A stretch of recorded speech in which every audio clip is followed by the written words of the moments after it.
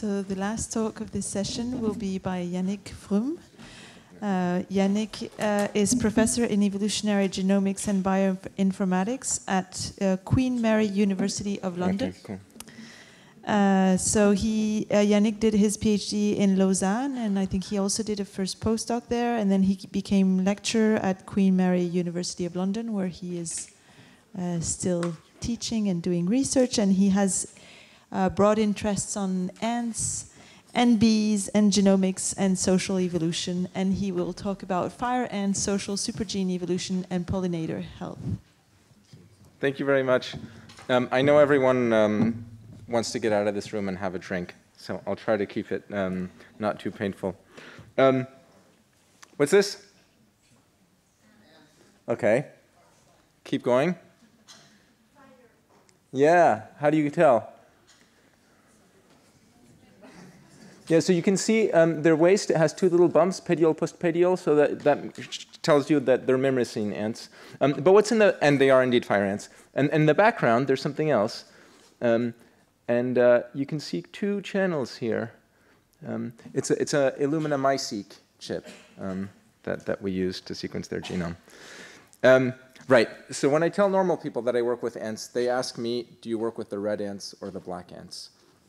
There's not just red and black ants, right? There's green ones and orange ones and spiky ones and silver ones and some with big heads and some that look like weapons and some that look like aliens. There's huge diversity of morphologies across the 14,000 species of ants. And it turns out that there's just as much variation in their lifestyles.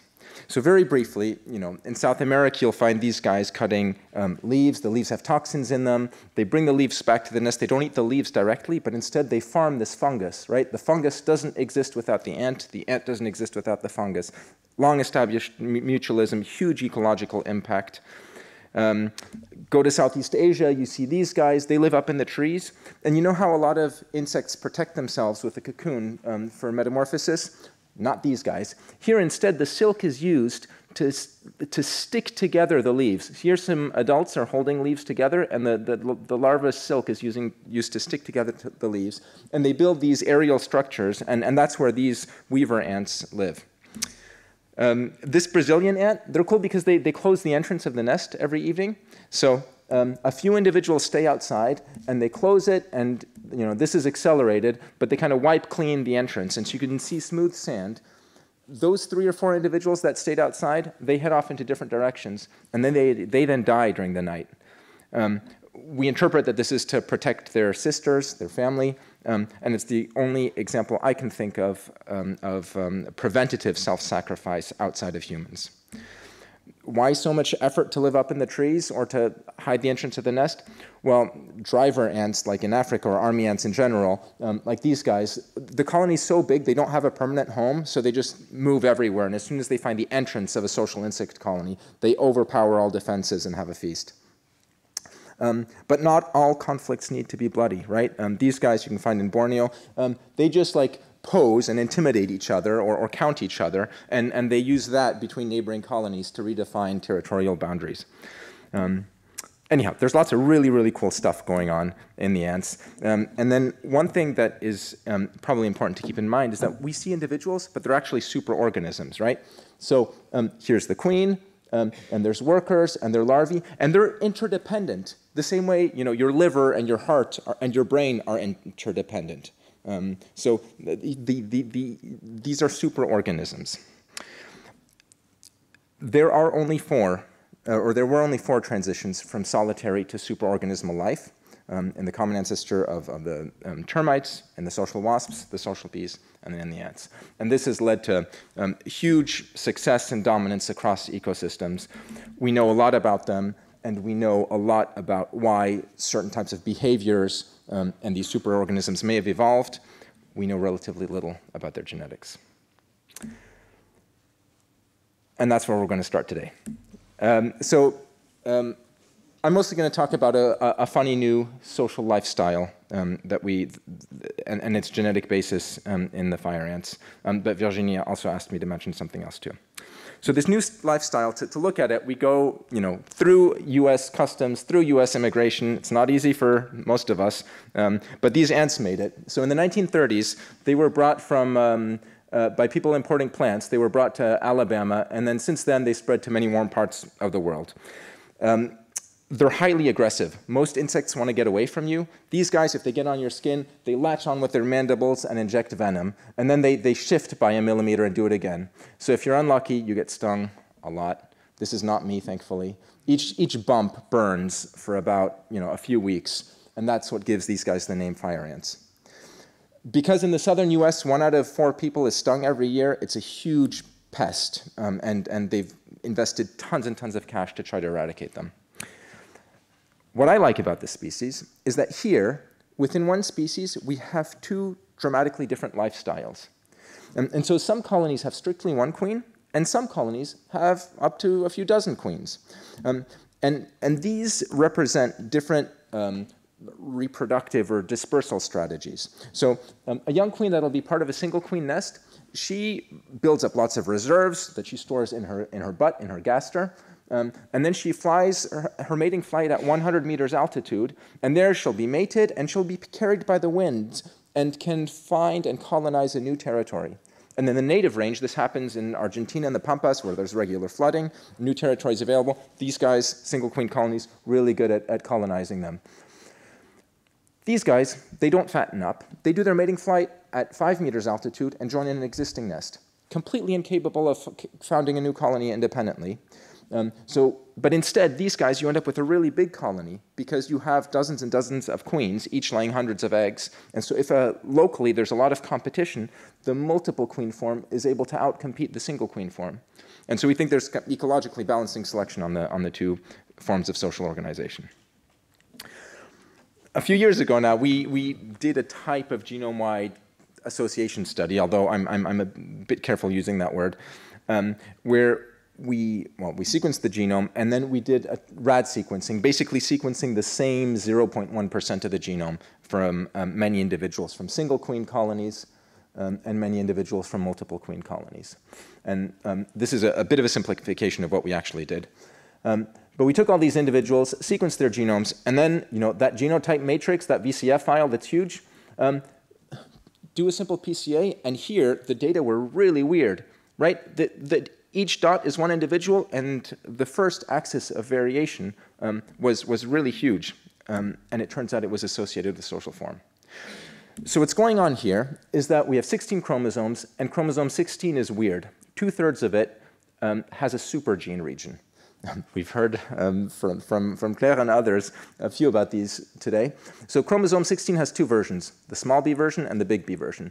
And for about 2/3 of this chromosome, well, there's at least 3 major rearrangements, major inversions, which means that when meiosis tries to happen, well, the chromosomes don't pair up correctly, and so recombination is suppressed there. The region is quite big, 30 megabase, about 450 genes, and a very vague estimate is that it could be 1 million years old.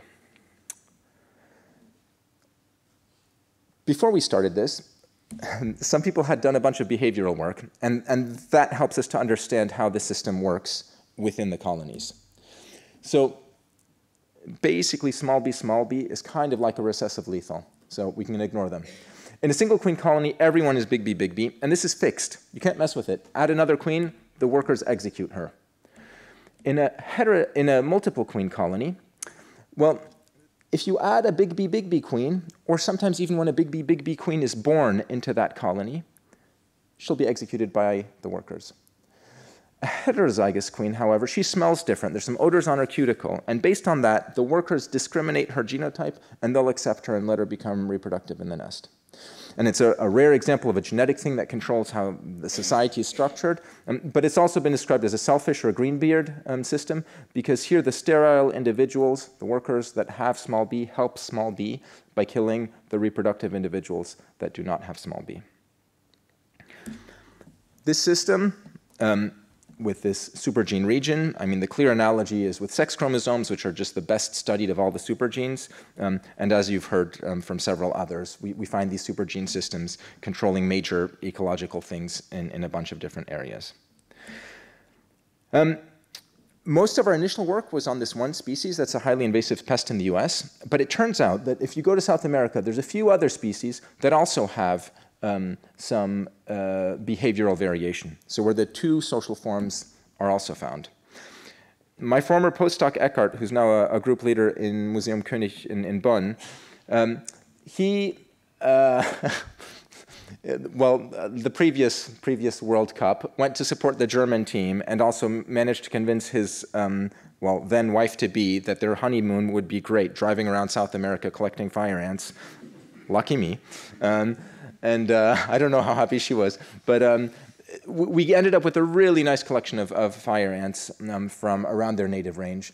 And because male ants are haploid, and if you sequence the genome of a haploid thing, your life is 1,000,000 times easier than if you have a diploid. Well, we sequenced haploid ants. And about half of them are big B males, and half of them are small B males. And they cover the different species. And our idea here was simple.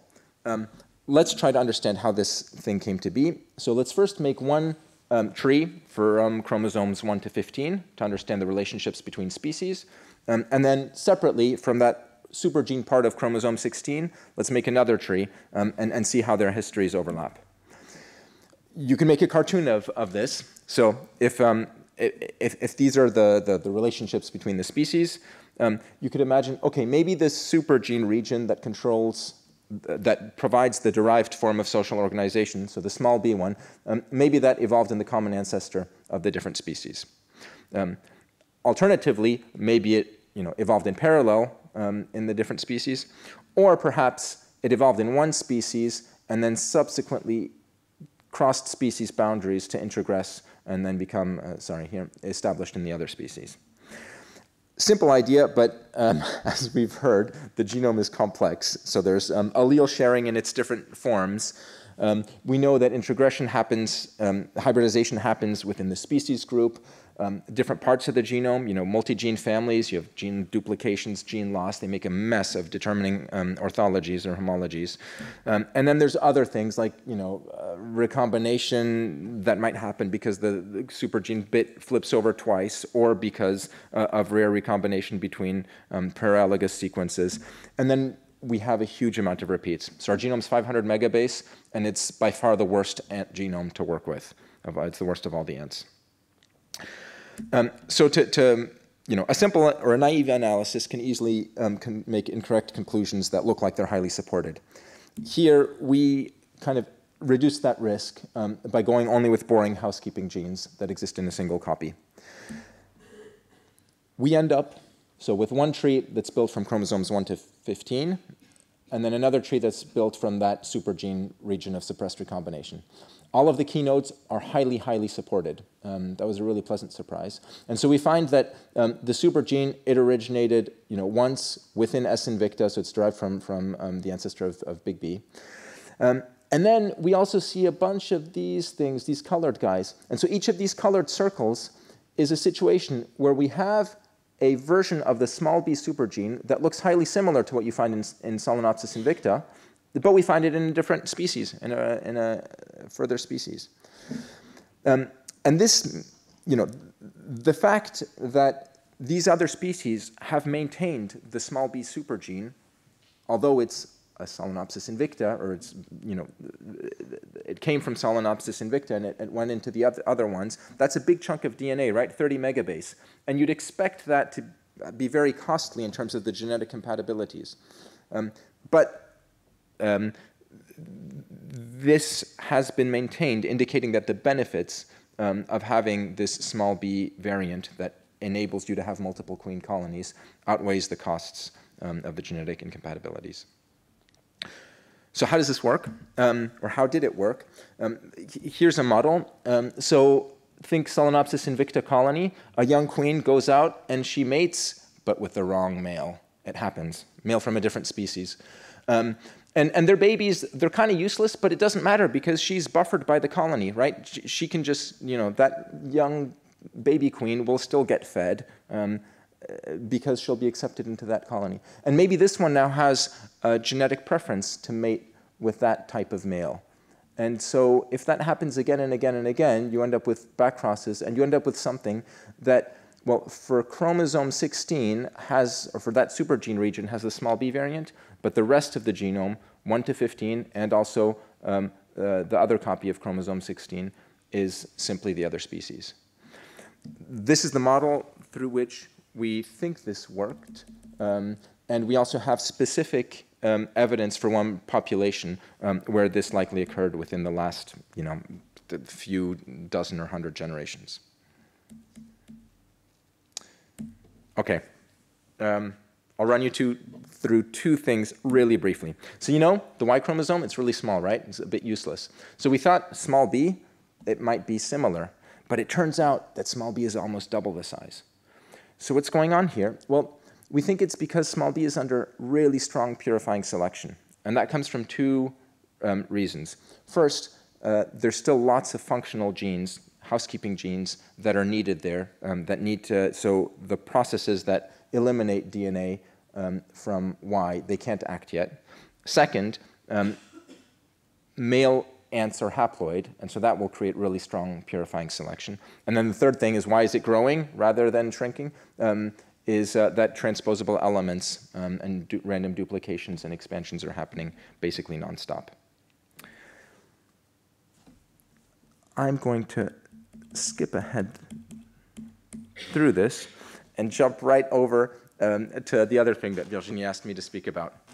And so when you work with ants, ants are by far the coolest organism. But when you work with ants, you end up making friends sometimes with people who work with bees.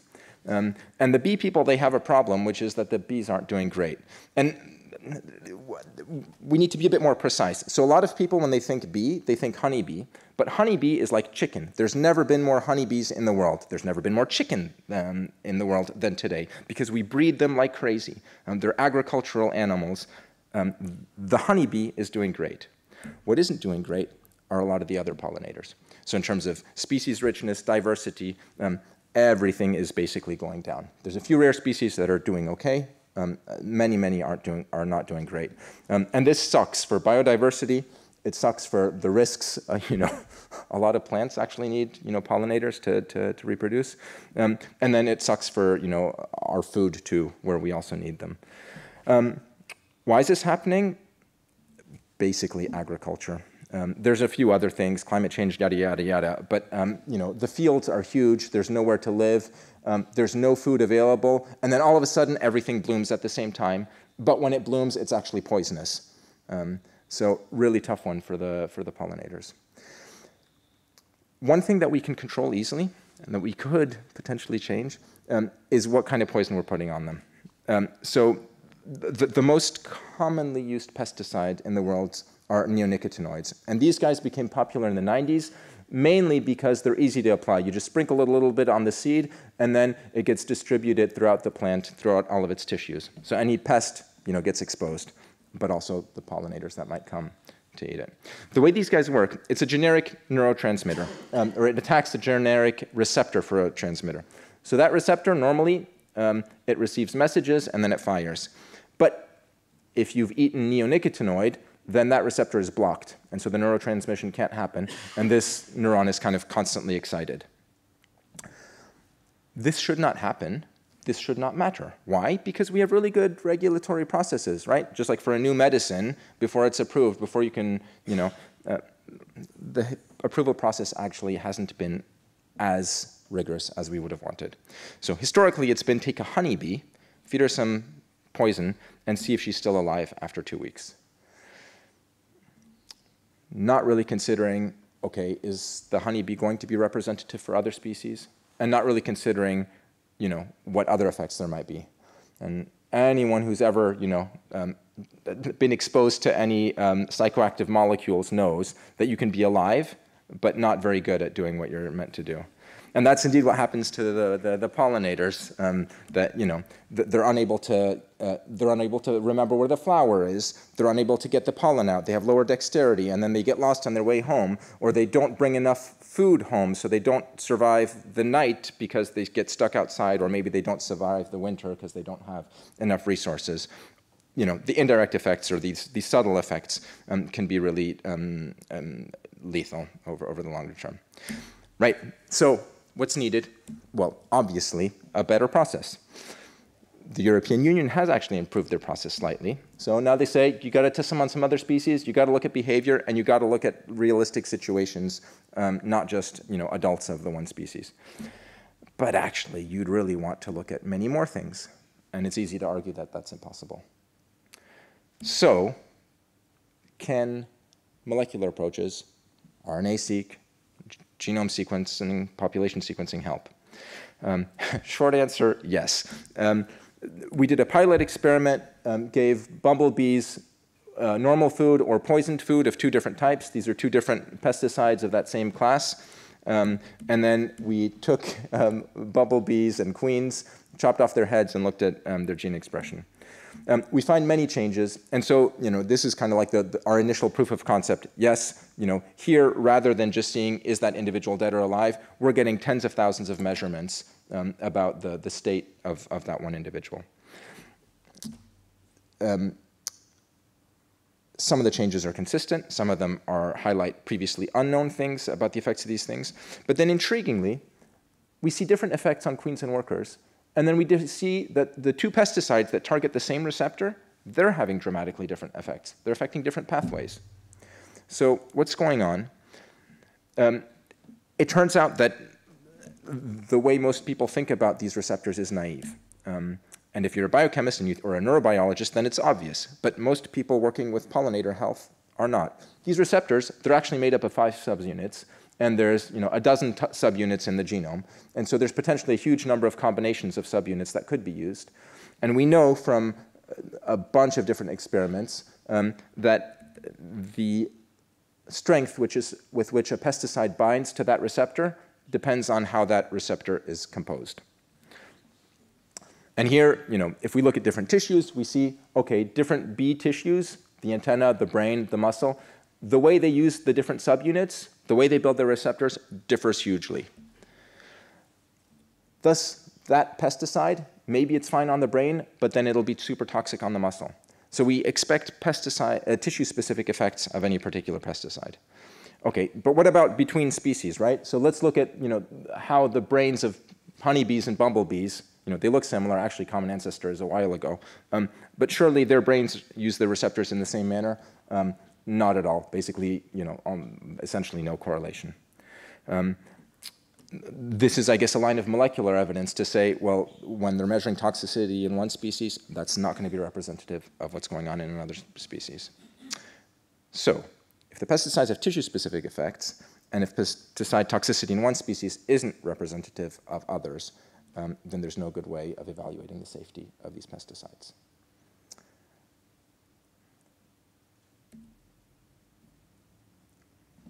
That's one line. This is a pilot study.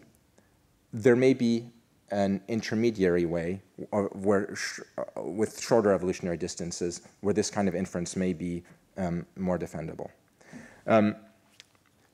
This kind of thing that we're doing in the lab, we can also take it outside and sample a bumblebee in the field and see, is her brain the way that a healthy bumblebee's brain should be? Same thing with other tissues. That's one way of looking outside at whether they're doing well. And then we can also look at DNA sequence, so population genome sequencing in the wild. And here I'll skip you the details, but in one of the most common bumblebees in Europe, we find that this common bumblebee, which is a generalist, which has been able to do well despite all the challenges, we sequenced a bunch of its genomes from a large number of individuals, and we find very strong, really nice signatures of recent adaptation that I'll skip over for now.